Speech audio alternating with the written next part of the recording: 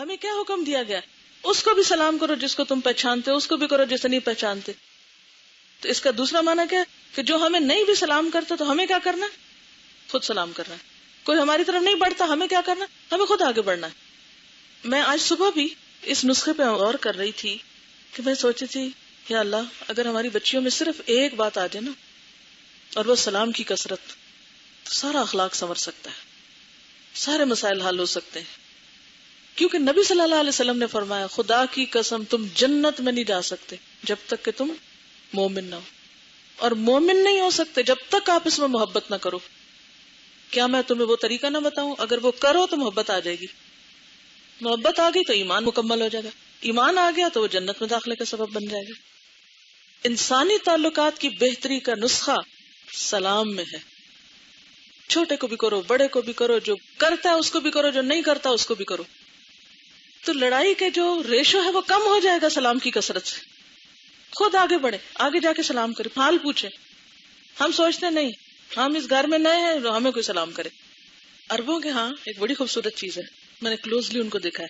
وہ صرف سلام نہیں کرتے، جو چھوٹے ہوتے ہیں بڑوں کا ماتھا بھی چومتے ہیں.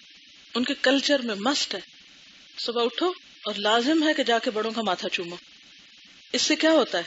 ایک چھوٹا آ کر بڑے کو ہاتھ ملا کے ماتھا چوم لے، کیا محبت نہیں پیدا ہوگی؟ ضرور پیدا ہوگی. لیکن یہ چھوٹے چھوٹے نسخے ہیں جن کو ہم چھوٹا سمجھ کے چھوڑ دیتے ہیں. اچھا ہمارے بچے عام طور پہ کیا کرتے ہیں؟ کسی کے گھر میں جائیں گے، دل ہوگا گھر والوں کا وہ سلام کر لیں گے، یا آنے والوں کا دل ہوگا تو بچوں کو پوچھ لیں گے، نہیں تو بڑے ہی آپس میں باتیں کر کر کے تو خوش ہوتے رہیں گے. بچوں کو عموماً اگنور کر دیا جاتا ہے. یہ بھی طریقہ درست نہیں. اس میں بھی ہمیں سکھانا چاہیے کہ ہمارے بچے کسی کے گھر جائیں تو آگے بڑھ کے سلام کرے، جا کے ان کا ماتھا چومیں یا وٹ ایور جو بھی، لیکن ایک فیلنگ دے کہ آپ ہمارے نزدیک اہم ہیں. You are important to me, you are very special. تو بہت سے جھگڑے ختم ہو جائیں گے.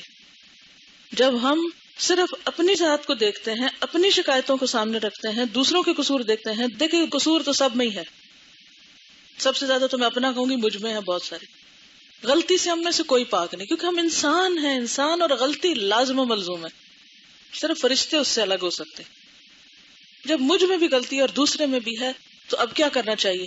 غلطی کو پکڑ کر رکھنا چاہیے؟ نہیں، بلا دیں، معاف کر دیں، آگے چلیں. ہو گیا جو ہو گیا، اب مت اس کو کھولیں، بند کریں، دفنائیں، آگے چلیں.